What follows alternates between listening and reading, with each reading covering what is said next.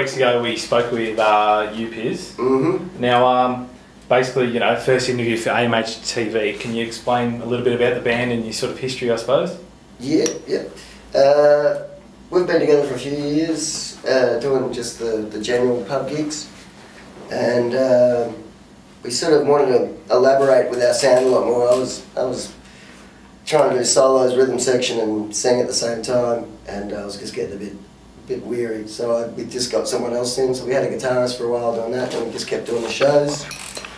And eventually we got another guitarist that was a bit more suited to us. He was better for us, and pretty much just a hard rock band. Been doing Melbourne for a couple of years.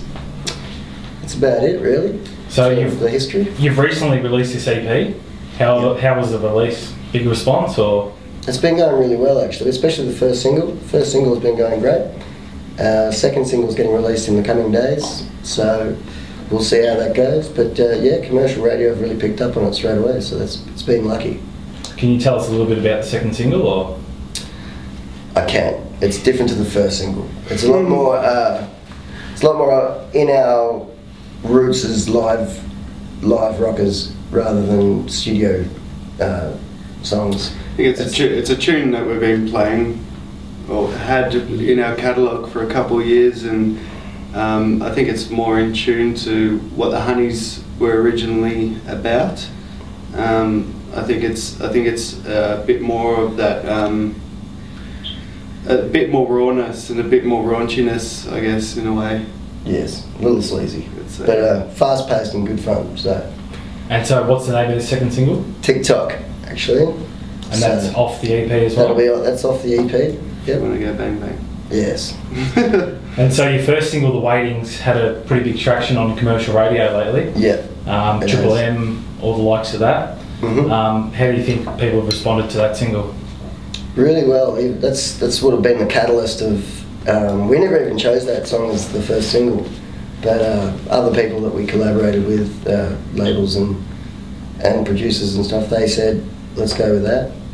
So we did. We just sort of trusted in them, and they turned out to be quite accurate. So I guess it shows a bit more of depth in the band, because we do actually think every now and then. I think as well, you know, we know the songs we enjoy playing, but when a person comes out that's outside of the band and gives us I guess a bit of fresh light on something, and it kind of we kind of look at it again and think, oh yeah, I get what you mean, because you know we rehearsed the hell out of them and played them for a long time. So it's a bit like looking in the mirror going, I look good today, and then walking out with toilet paper in your pants, you know. Someone else needs to look from another angle. The other day we interviewed some band who gave us a little bit of a quote that we'd like your response on. They said that the radio has never been less relevant, but has never been more important. What do you think about that?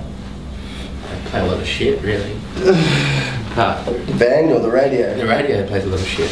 It's a good statement. It's definitely important, I think, for exposure-wise. I think it's still the best way of getting your music out there, no matter how much your publishing goes or how many people hit your YouTube or something like that. If people are just driving along and they just want to just chill out, and then they're driving along and they know every song they hear, and then the new song comes out they've never heard and they just dig it, straight away they'll remember that name of that song. So I think they're right. I think radio at the moment is so hard to get into, though, because of the politics behind it and who's actually in charge of radio. Yeah, exactly. Across the board.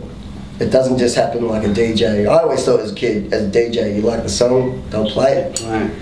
That's not the way the system works. So as you get older, you realise it's a lot more complicated cogs than that. Well, in our case, it's the way it works.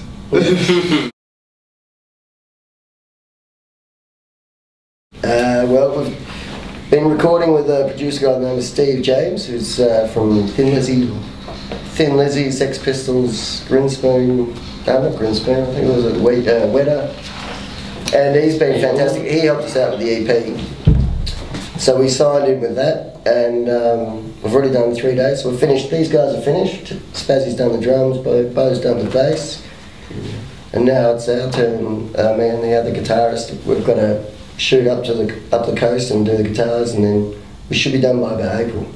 So is it going to be a consistent sound to your EP, or do you think you're taking it to a whole new level?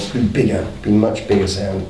But that's not because we're trying to make it bigger. I just think maybe I don't know, just the 4/4 timing and all that sort of stuff that we're used to just thrashing out. It's great fun to play, but at the end of the day, you want to try and create something that's just a bit more expansive. With all this recording, you must be hanging to get out and play some live shows. Definitely. Can't wait. Definitely. So tell us a little bit about your live shows. What can punters expect from them? Well, they've always been, for me, sweaty, but and just really just energetic.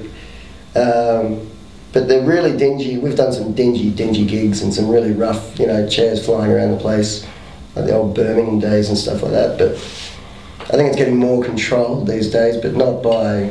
I think you realise as you keep playing, you don't need to do all the crazy stuff. You just play the best you can and get the energy going that way.